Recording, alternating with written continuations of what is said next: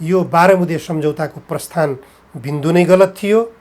राष्ट्रियताको मुद्दा अहिले कमजोर बन्नु, नागरिकताको मुद्दामा सरकार चिप्लिन खोज्नु, एमसिसी जस्ता राष्ट्रलाई विखण्डन तुल्याउने खालका र छिमेकी मुलुकहरूलाई समेत टुक्र्याउने मनसा लिएर छिमेकी मुलुकका विरुद्धमा केन्द्रित हुने गरिकन आउन खोजेका जुन गतिविधिहरू छन्, यस्ता खालका गतिविधिहरू नै 12 बुँदेका प्रस्थान बिन्दु थिए भनेर भन्न अब ढिलो गर्नु हुँदैन भन्ने लाग्छ मलाई। 16 जना महाकाली सन्धिको विपक्षमा, 15 जना महाकाली सन्धिको पक्षमा भइराख्दासम्म त्यो बैठकलाई माइन्युट गरिएन, उठ्यो, त्यसै बैठक उठिराख्यो।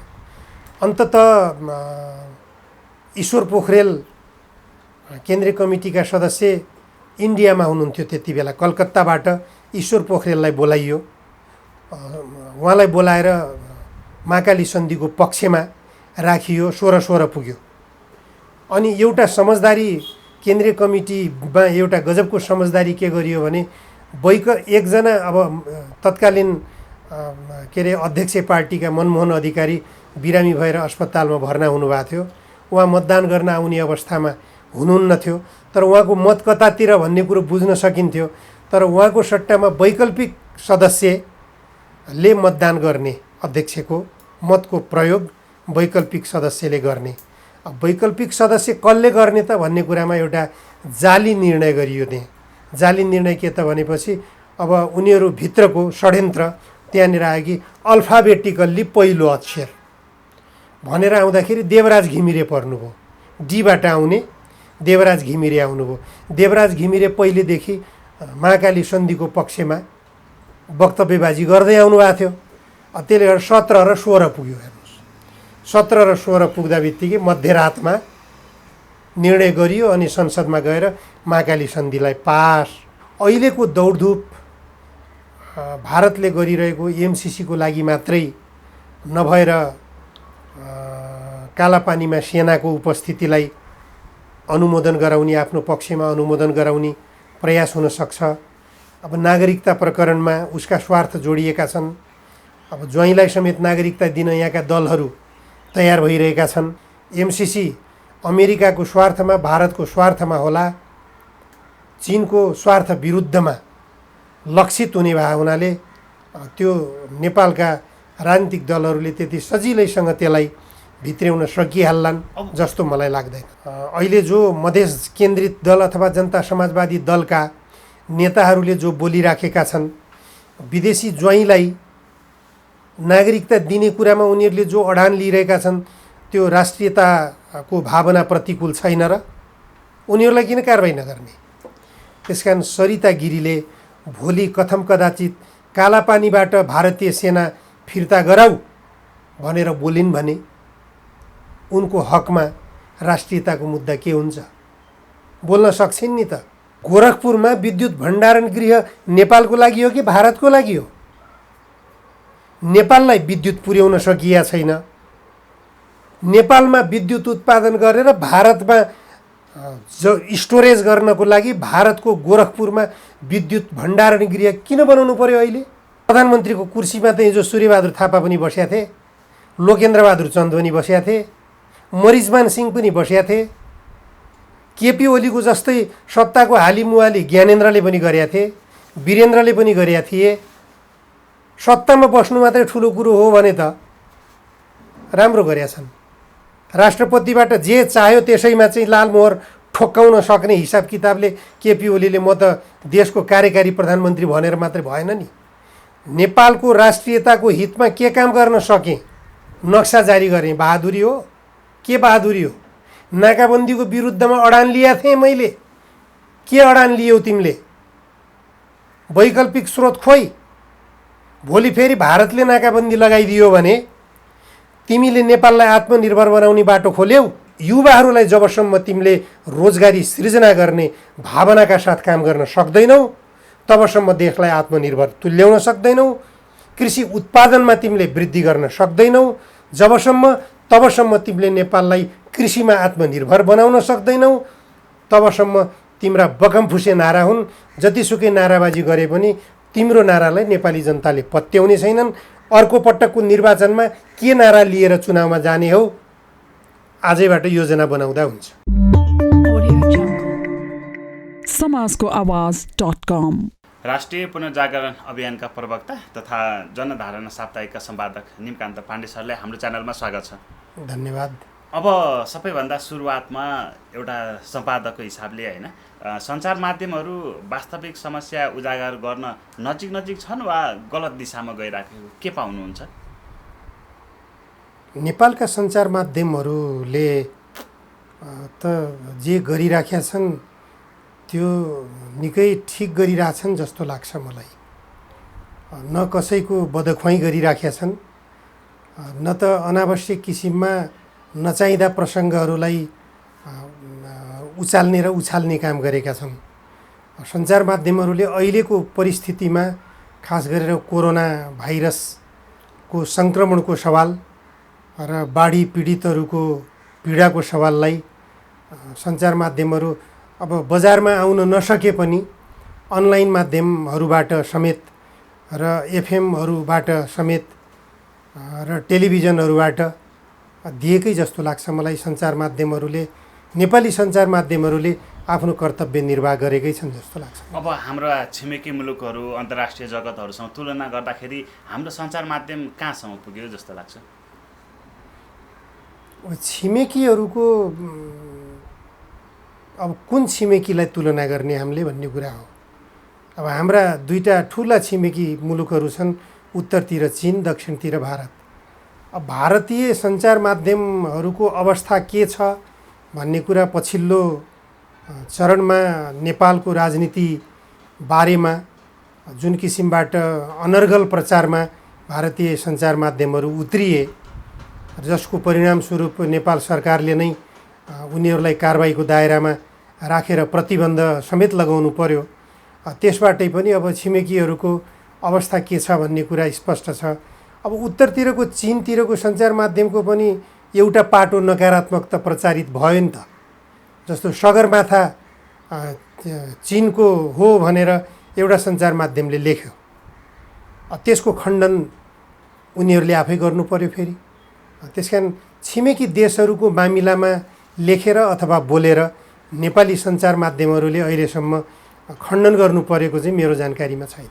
हामी भन्नाले अब यो सभ्य तरिकाले अगाडि बढिराखेको छौँ भन्न निश्चित रूपमा छिमेकी, खास गरेर छिमेकी मित्र राष्ट्रहरूसँगको सम्बन्धको सवालमा नेपाली सञ्चार माध्यमहरू अत्यन्त जिम्मेवारीपूर्ण ढङ्गले अगाडि गइरहेका छन्। बरु यदाकदा कहिलेकाहीँ हाम्रा सञ्चार माध्यमहरू आफ्नै देशको सार्वभौम सत्ताको सवालमा र राष्ट्रिय स्वाधीनताको सवालमा कता कता चिप्लियौँ कि भन्ने जस्तो पनि लाग्छ।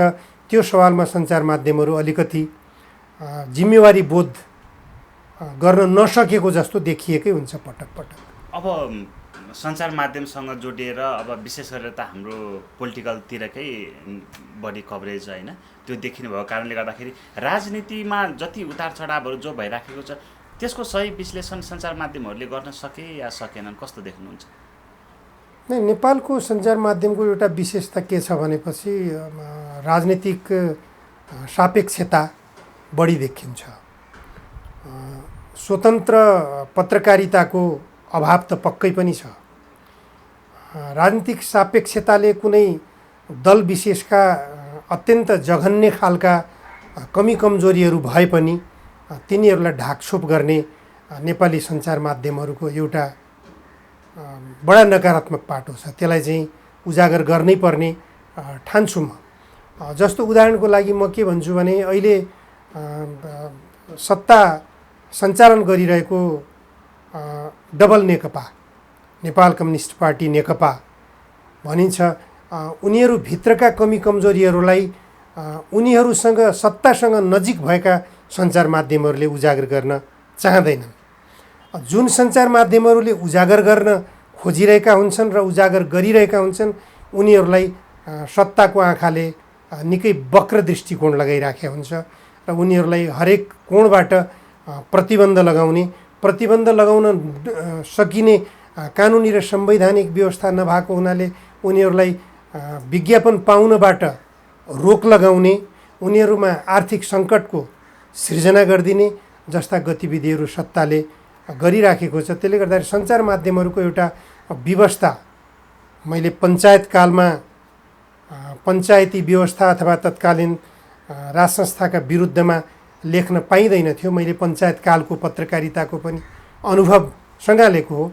त्यस आधारमा भन्नुपर्दाखेरि अब अहिलेको पत्रकारिता पनि सत्ताको विरोध गरेपछि हरेक किसिमका सरकारी सुविधा र सहयोगहरूबाट वञ्चित हुनुपर्ने हो कि भन्ने त्रासपूर्ण मनोभावनाबाट सञ्चार माध्यमहरू गुज्रनुपर्ने अवस्था आइरहेको छ। अब सरकार सञ्चालन गरेको पार्टीमा अहिले किचलो छ होइन। अब सञ्चार माध्यमहरूले जो कुरा उठाइरहेको छन् त्यहाँको यो किचलोको बारेमा यो सही विश्लेषण भएर आइरहेको छ या तोडमोड भएको छ, कस्तो देख्नुहुन्छ? सत्ताभित्रको किचलो बारेमा त सञ्चार माध्यमहरू मैले अघि भनिहालेँ सापेक्षतामा गइराखेका छन्। कतिपय सञ्चार माध्यमहरूले सत्ताको स्तुति गान गाइराखेका छन् भनेपछि कतिपय सञ्चार माध्यमहरूले सत्ताको विरोधमा बोल्नै नपर्ने कुरा पनि विरोधमा बोलिराखेको देखिन्छ। तर विरोध गर्नै पर्ने विषयमा सञ्चार माध्यमहरू चुकिरहेका छन्। जस्तो उदाहरणको लागि म के भन्छु भनेपछि सत्ताभित्रका र सत्ता बाहिरका पनि सत्तासीन दलका नेताहरूमा अमेरिकी सहयोगको नाममा आउन प्रयास भइरहेको एमसिसी प्रकरण जो छ, एमसिसी प्रकरणको पक्षधर्ता अत्यन्त नाङ्गो रूपमा केही नेपालका सञ्चार माध्यमहरू प्रस्तुत भइराखेको देखिन्छ। अब यथार्थ के हो एमसिसीको भन्ने कुरा यथार्थ रूपमा प्रस्तुत गर्न सकिरहेका छैनन्। खालि राजनीतिक गुटगत सापेक्षताको हिसाब किताबले प्रचार प्रसार गरिरहेका छन्। सत्तासीन नेकपाको केन्द्रीय कमिटी बैठकले एमसिसी अध्ययन कार्यदल गठन गर्यो। पार्टीगत हिसाबले कार्यदल गठन भइसकेपछि उनीहरूले कार्यदलका नेताहरूले अध्ययन गरे, त्यसको प्रतिवेदन समेत पेश गरे। प्रतिवेदन पेश गरिसकेपछि त्यो प्रतिवेदन त पार्टीको सम्पत्तिको रूपमा पार्टीका नेताहरूले मान्नै पर्ने दस्तावेजको रूपमा रहनुपर्ने हो। तर त्यसलाई अत्यन्त नकारात्मक ढङ्गले प्रचार गर्दै गइराखेको अवस्था देखिन्छ पार्टीभित्रकै नेता, अथवा भन्ने हो भने प्रधानमन्त्री केपी शर्मा ओली नै। प्रतिवेदन के हो, प्रतिवेदन श्रुतिवेदनको हामीलाई कुनै मतलब छैन भन्ने खालको अभिव्यक्ति पनि उहाँले दिनुभयो। पार्टीको अध्यक्ष समेत भएको व्यक्तिले त्यसरी बोल्न हुन्थ्यो कि हुँदैन थियो? त्यसरी बोल्दाखेरि उहाँले ठिक बोल्नुभयो कि बेठिक बोल्नुभयो भन्नेतर्फ सञ्चार माध्यमहरूले सत्य कुरो त बोल्नु पर्यो नि त। पार्टीले दिएको निर्देशन विपरीत प्रधानमन्त्रीले बोल्न हुन्छ कि हुँदैन, यो कुरो सञ्चार माध्यमहरूले पनि निष्पक्ष ढङ्गले औल्याउन सक्नुपर्ने, त्यसमा सञ्चार माध्यमहरू चुकेकै देख्छु मैले। अब सरकारको यो होइन, सरकार चलाएको पार्टी अहिले आन्तरिक किचलोमा जाँदा जनजीवन चाहिँ कति असहज हुँदो रहेछ, कसरी हेर्नु भएको छ? जनजीवनमा त असजिलो त प्रष्टै रूपमा हुन्छ नि। अब सरकार सहज ढङ्गले गयो, जनपक्षीयताको हिसाबले शासन गर्दै गयो, लोकप्रिय शासन कायम गर्न सक्यो भनेपछि अब लोककल्याणकारी कार्यक्रमहरू लागू गर्न सक्यो भनेपछि जनजीवन स्वतः सहज हुने हो। अब सरकार त्यसतर्फ गइराखेको छैन। जनजीवनले अब कष्ट भोग्दै जानु परेको अवस्था त सर्वविदितै छ। अब जनताको विरोध होइन, त्यो जुलुसहरू, थुप्रै कारणहरू बुद्धिजीवीहरूले अभिव्यक्ति गरेको त्यो कुराहरू, ती धेरै कुराहरूले राष्ट्रिय स्तरका हाम्रा जो मुद्दाहरू थिए होइन, ती उठिरहेका थिए। अब ती कुराहरू ओझेलमा पर्दैछन् भनेर पनि चिन्ता व्यक्त गरिएको छ। अब ती सधैँभरि ओझेलमै पर्छन् या छेडिक, कस्तो देख्नुहुन्छ? हेर्नुहोस्, राष्ट्रियताको मुद्दा र जनजीविकाको मुद्दा कहिले पनि ओझेलमा पर्दैनन्। केही समयको लागि सडकमा प्रस्तुत हुन नसक्नु बेग्लै कुरा हो। पञ्चायतकालमा पनि हामीले जनताका आवाज, जनताका जनजीविकाका कुराहरू, राष्ट्रियताका कुराहरू सडकमा गुन्जायमान गर्थ्यौँ। त्यो बेला दलविहीन अवस्था थियो। दलविहीन अवस्था हुँदाहुँदै पनि दलीय प्रतिनिधित्व गरेर प्रतिबन्धित अवस्थामा पनि हामी स्वयं सडकमा उत्रिँदाखेरि त्यो बेला हाम्रो आवाज जनताको बिचमा पुर्याउन हामीलाई कुनै कठिन थिएन। तर दुर्भाग्य भन्नुपर्छ, अहिले दलीय पद्धतिमा सञ्चालित व्यवस्था छ, त्यसमा पनि गणतन्त्र लोकतन्त्र भनाउँदो गणतन्त्रको व्यवस्था छ, तर सडकमा जनताले आवाज उठाउन नपाउने परिस्थितिको सृजना गरिएको छ। 100-200 जना सडकमा जुलुस निकाल्न थाले भने उनीहरूका टाउकामा डन्डा बर्साउने, खुट्टा भाँचिहाल्ने, पानीका फोहराबाट उनीहरूलाई चाहिँ आतङ्कित बनाउने र दमन गर्ने काममा सत्ता पक्ष निर्लज्ज ढङ्गले लागिरहेको छ। यो कस्तो खालको लोकतन्त्र हो, कस्तो खालको गणतन्त्र हो? यो त मलाई लाग्छ अत्यन्तै निरङ्कुश व्यवस्थाभन्दा पनि निरङ्कुशतातिर अहिलेको सरकार गइरहेको छ। अब लज्जास्पद कुरा हो, सरकारको पक्षमा 50-60 जनाले सडकमा जुलुस निकाल्दाखेरि बहादुरीका साथ त्यो जुलुसलाई चाहिँ प्रोत्साहित गर्ने गरिराखेको छ सरकारले। त्यसलाई चाहिँ प्रहरीले दमन गर्दैन। तर सरकारको विरोधमा, भ्रष्टाचारको विरोधमा, आर्थिक अनियमितताको विरोधमा यहाँ जति पनि भइराखेको छ राष्ट्रियता विरुद्धका गतिविधिहरूका विरुद्धमा सडकमा उत्रने जनतालाई डन्डा बर्साएरै तह लगाउने काम गरिराखेको छ सरकारले। यसबाट सरकारलाई निश्चित रूपमा फाइदा हुँदैन, देशलाई ठुलो नोक्सानी पुग्छ। देशलाई नोक्सानी पुग्नु भनेको सरकारलाई निश्चय पनि फाइदा होइन भन्ने कुरा सरकारले पनि बुझ्नुपर्छ जस्तो लाग्छ मलाई। अब यो नागरिकता नक्सा होइन, यो एमसिसी, यी मुद्दाहरूमा चाहिँ यो विदेशीको हस्तक्षेपहरू नाङ्गो रूपमा देखिरहेको छ भनेर भन्छन् होइन। तपाईँ पत्रकारितामै लामो समय अनुभव सङ्घालिसक्नु भएको, कस्तो देख्नुहुन्छ यो विषयलाई चाहिँ? मैले अहिले जुन ढङ्गले एमसिसीलाई जबरजस्तीपूर्वक ल्याउन खोजिएको छ र नागरिकता प्रकरणले जुन ढङ्गले विवादको उठान गरिरहेको छ, यो गतिविधि देख्दाखेरि मलाई चाहिँ के लागिराखेको छ भनेपछि कतै 8 दल तत्कालीन माओवादी सहितका 8 दलहरूले दिल्लीमा पुगेर जो 12 बुँदे सम्झौता गरेका थिए, त्यसको प्रस्थान बिन्दु नै गलत त थिएन। त्यो भित्रको केही समझदारी गलत त थिएन, सम्झौता गलत त थिएन। यस्तै खालका गतिविधिहरू गर्नको लागि 12 बुँदे सम्झौता गरिएको त थिएन।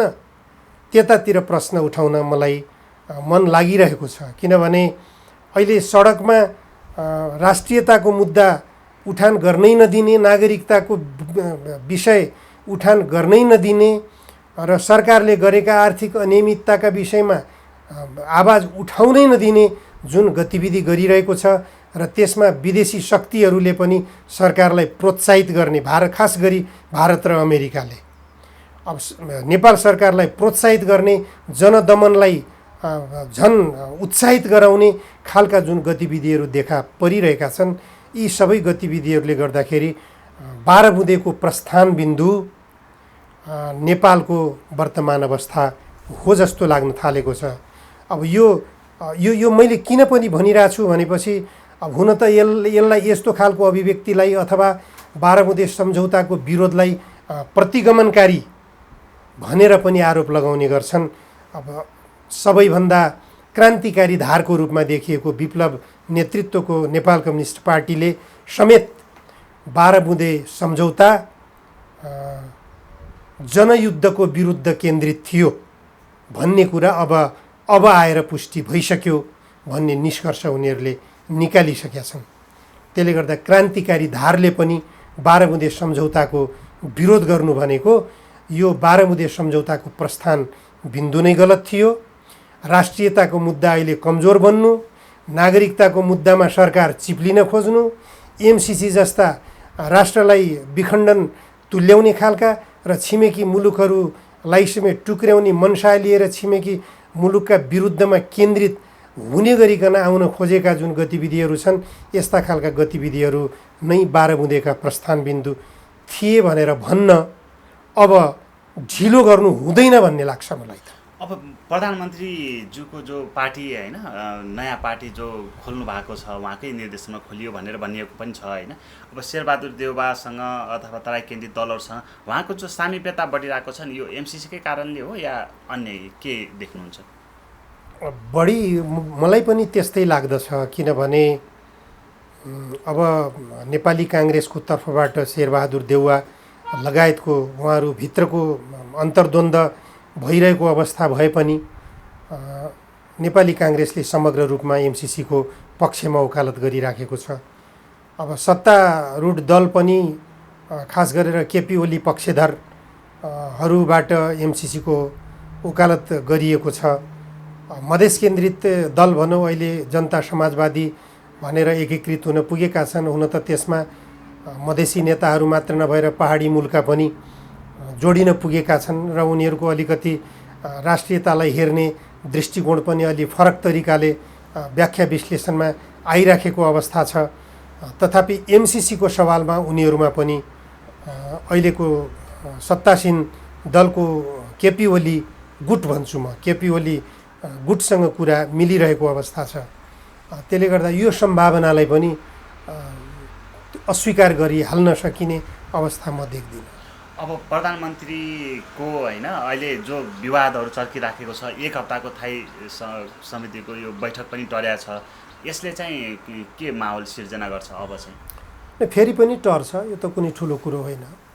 मैले त्यो महाकाली सन्धिताका म पनि एमाले पार्टीको सदस्य थिएँ, एमाले पार्टीको कार्यकर्ता थिएँ, एमाले पार्टीकै मुखपत्रको रूपमा अथवा भनौँ नेपाली एमाले पार्टीसँगै निकट रहेर पत्रिका चलाउँथेँ, पत्रकारिता गर्थेँ। जनधारणाले त्यति बेला एमालेकै पक्षधरता लिएर लेख्ने गर्दथ्यो र त्यो बेला भएको महाकाली सन्धिमा एमालेको केन्द्रीय कमिटी बैठकले लिएको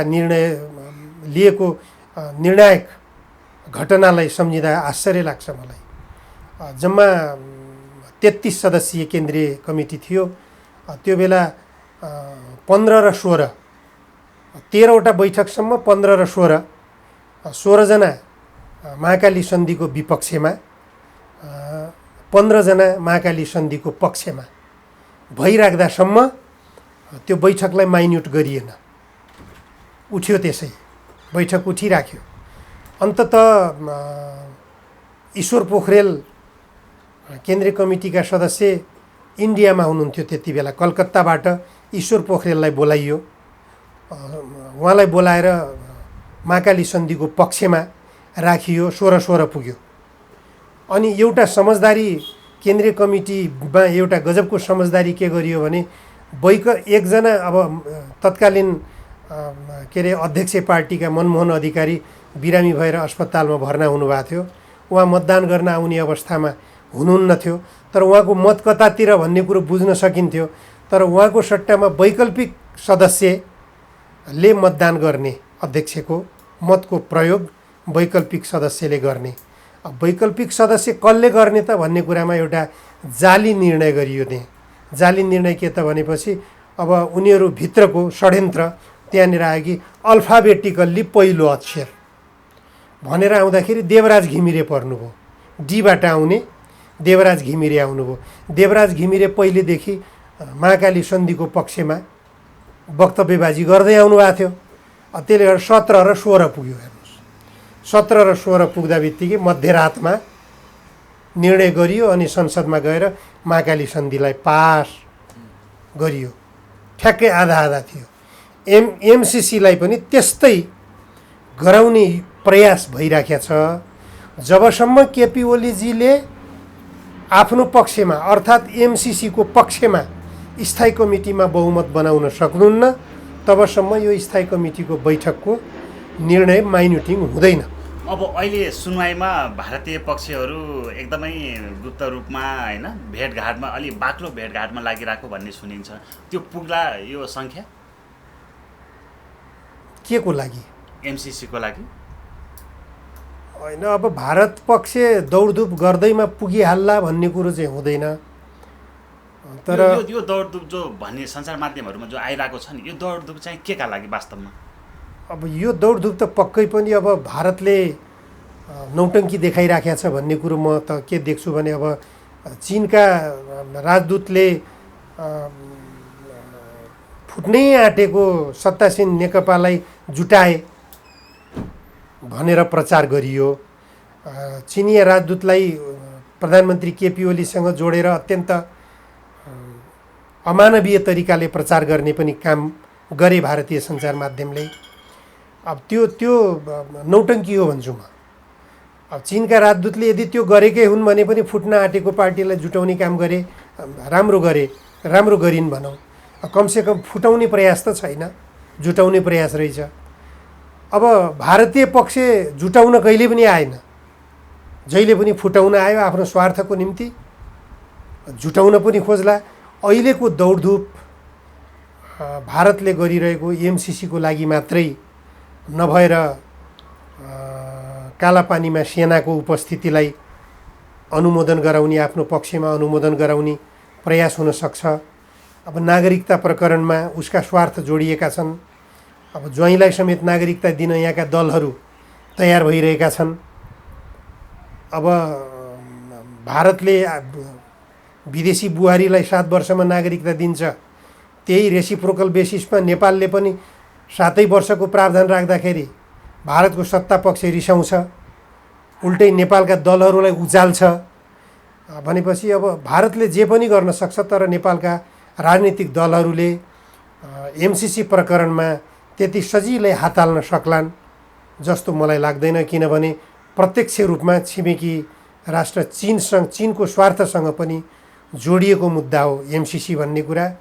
एमसिसी अमेरिकाको स्वार्थमा, भारतको स्वार्थमा होला, चीनको स्वार्थ विरुद्धमा लक्षित हुने भए हुनाले त्यो नेपालका राजनीतिक दलहरूले त्यति सजिलैसँग त्यसलाई भित्र्याउन सकिहाल्लान् जस्तो मलाई लाग्दैन। म एउटा अर्को कुरा पनि जोडिहालेँ होइन। यो हाम्रो सरिता गिरी प्रकरणको विषयमा धेरै कुराहरू उठ्यो, राष्ट्रिय हित विपरीतमा बोल्नुभयो भन्ने कुराहरू पनि आयो होइन।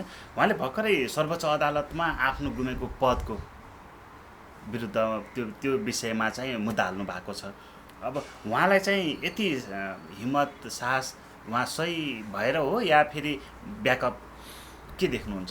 सम्भावना जे पनि हुन्छ त्यसमा अब सर्वोच्च अदालतले त्यो निर्णय दिन सक्छ। अभिव्यक्ति स्वतन्त्रताको कुरामा नेपालको संविधानले सरिता गिरीलाई अङ्कुश लगाउन सक्दैन। सरिता गिरीले एउटा मुद्दामा जे बोलिन् त्यसमै उनको राष्ट्रियताप्रतिको भावना प्रतिकूल हो भन्ने कुरा चाहिँ निर्णयमै पुगिहाल्न उपयुक्त हो जस्तो लाग्दैन। एमसिसीको पक्षधर्ता नेपालको राष्ट्रियता प्रतिकूल छ नि त। केपी ओलीलाई किन त्यो विधान आकर्षित नहुने अथवा जुन दलीय विधान लागू भयो त्यो दलीय विधान केपी ओलीको हकमा किन लागू नहुने? नागरिकता प्रकरणमा अहिले जो मधेस केन्द्रित दल अथवा जनता समाजवादी दलका नेताहरूले जो बोलिराखेका छन्, विदेशी ज्वाइँलाई नागरिकता दिने कुरामा उनीहरूले जो अडान लिइरहेका छन् त्यो राष्ट्रियताको भावना प्रतिकूल छैन र उनीहरूलाई किन कारबाही नगर्ने? त्यसकारण सरिता गिरीले भोलि कथम कदाचित कालापानीबाट भारतीय सेना फिर्ता गराऊ भनेर बोलिन् भने उनको हकमा राष्ट्रियताको मुद्दा के हुन्छ? बोल्न सक्छिन् नि त। उनी नेपाली बुहारी हुन् नि त, नेपाली नागरिक हुन् नि त। नेपाली भूमि लिम्पियाधुरा नक्सामा राखियो, नक्सामा राखेर बस उपर खुट्टी लगाएर पुग्यो। त्यहाँबाट भारतीय सेना फिर्ता गर्ने कूटनीतिक पहल खोइ कहाँ गर्यो नेपाल सरकारले कूटनीतिक पहल? यो दौडधुप त्यही पहललाई रोक्न पनि हुन सक्छ जस्तो लाग्छ। निश्चित रूपमा त्यो पनि हो। अब एकातिर गोरखपुरमा विद्युत भण्डारण गृह निर्माणको निम्ति अमेरिकाले दिन खोजेको 50 अरब रुपियाँ लगानी गर्न खोज्ने, त्यो कसको स्वार्थको लागि? गोरखपुरमा विद्युत भण्डारण गृह नेपालको लागि हो कि भारतको लागि हो? नेपाललाई विद्युत पुर्याउन सकिया छैन।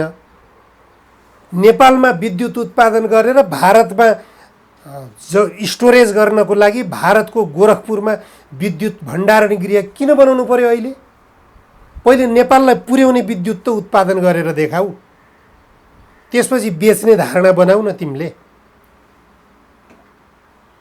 अब म अन्ततिर पनि छु होइन, सरकार आफ्नो बाटोमै छ वा त्यो पटरीबाट निस्किसक्यो, कस्तो पाउनु भएको छ? कतैबाट पनि आफ्नो बाटोमा छैन नि। कुन कोणबाट सरकारलाई आफ्नो बाटोमा देख्नुहुन्छ? कम्युनिस्ट पार्टी भनेर नेपाली जनताले किन मत दिया हुन्? यस्तै काम गर्नको लागि।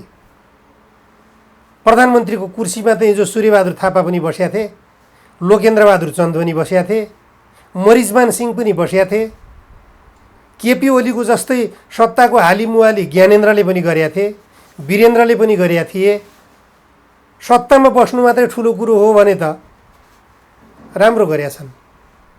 राष्ट्रपतिबाट जे चाह्यो त्यसैमा चाहिँ लालमोहर ठोक्काउन सक्ने हिसाब किताबले केपी ओलीले म त देशको कार्यकारी प्रधानमन्त्री भनेर मात्रै भएन नि। नेपालको राष्ट्रियताको हितमा के काम गर्न सकेँ? नक्सा जारी गरेँ। बहादुरी हो? के बहादुरी हो? नाकाबन्दीको विरुद्धमा अडान लिएको थिएँ मैले। के अडान लियौ तिमीले? वैकल्पिक स्रोत खोइ। भोलि फेरि भारतले नाकाबन्दी लगाइदियो भने तिमीले नेपाललाई आत्मनिर्भर बनाउने बाटो खोल्यौ। खोइ तिमीले देशभित्र उत्खननका प्रयासहरू गर्या, खोइ पेट्रोलियम पदार्थका उत्खननहरू गर्या, खोइ चीनतिरको वैकल्पिक आवागमनको बाटो खोल्या, खोइ चीनबाट पेट्रोलियम पदार्थ भित्र्याउने प्रयास गर्दा गर्दै किन रोकियो? किन रोक्यौ? होइन, अझ भारतबाटै पेट्रोलियम पदार्थमा नेपाललाई डिपेन्डेन्ट बनाउनको लागि, भारत परस्त बनाउनको लागि अझ त्यो के अरे त्यो अम्लेखगञ्जसम्म पाइपलाइन ओछ्याइयो। के को लागि? चीनबाट पेट्रोलियम पदार्थ ल्याउनको लागि। यही हो राष्ट्रिय स्वाधीनताको चिन्तन? अनि ट्र्याकभित्र छु भन्ने? नेपाली जनतालाई के कुरामा, घोषणापत्रमा के कुरा आश्वासन दिएर मत प्राप्त गर्यौ र 2/3 नजिक पुग्यौ? आज के गरिरहेका छौ? त्यो त आत्मसमीक्षा गर्नु पर्यो नि त नेताहरूले। कम्युनिस्ट पार्टीले लिनुपर्ने कुनै पनि एजेन्डामा अहिलेको सरकार गइरहेको छ कि छैन? कमसे कम पनि राष्ट्रियताको मुद्दामा त जाऊ। राष्ट्रिय अर्थतन्त्रलाई आत्मनिर्भर बनाउने मुद्दामा त जाऊ। नेपाली जनतालाई तिमी जनवाद दिन सक्दैनौ, नेपाली जनतालाई तिमी समाजवाद दिन सक्दैनौ, तर नेपाली जनतालाई आत्मनिर्भर बनाउने प्रयास त गर। नेपालका 7वटै प्रदेशमा कमसे कम रासायनिक मलका एक-एकवटा कारखानाहरू त खोलेर देखाऊ। कृषि प्रधान मुलुक हो, कृषिमा आत्मनिर्भर बनाएर त देखाऊ। विदेशबाट युवाहरू ओहिरिरहेका छन् अहिले देशभित्र कृषि कार्यक्रमहरू लागू गरेर ती विदेशबाट ओहिरिएका युवाहरूलाई कृषि कार्यक्रमहरूमा रोजगारी सृजना गरेर त देखाऊ। खोइ ट्र्याक। युवाहरूलाई जबसम्म तिमीले रोजगारी सृजना गर्ने भावनाका साथ काम गर्न सक्दैनौ तबसम्म देशलाई आत्मनिर्भर तुल्याउन सक्दैनौ। कृषि उत्पादनमा तिमीले वृद्धि गर्न सक्दैनौ तबसम्म तिमीले नेपाललाई कृषिमा आत्मनिर्भर बनाउन सक्दैनौ। तबसम्म तिम्रा बकमफुसे नारा हुन्। जतिसुकै नाराबाजी गरे पनि तिम्रो नारालाई नेपाली जनताले पत्याउने छैनन्। अर्को पटकको निर्वाचनमा के नारा लिएर चुनावमा जाने हो, आजैबाट योजना बनाउँदा हुन्छ। म त प्रष्ट रूपमा त्यो देखिरहेको छु। हस्, आफ्नो महत्त्वपूर्ण समय र विचार राखिदिनु त्यसको लागि सरलाई धेरै धेरै धन्यवाद। तपाईँलाई पनि धन्यवाद। समाजको आवाज.com